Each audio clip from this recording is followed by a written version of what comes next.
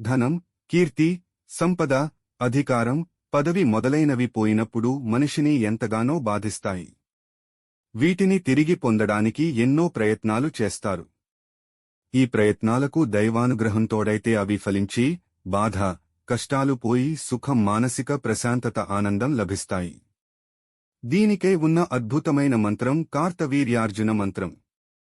October 28 మంగళవారం, కార్తీక సప్తమి, కార్తవీర్యార్జున జయంతి. ఈరోజు సాయంత్రం దీపారాధన చేసుకుని సంకల్పం చెప్పుకుని కార్తవీర్యార్జున మంత్రం 1 గంట జపం చేయండి. తరువాత కూడా ఇంకొక 40 రోజులు వీలైనంత సేపు ఈ మంత్రం జపించండి. ఫలితం పొందండి.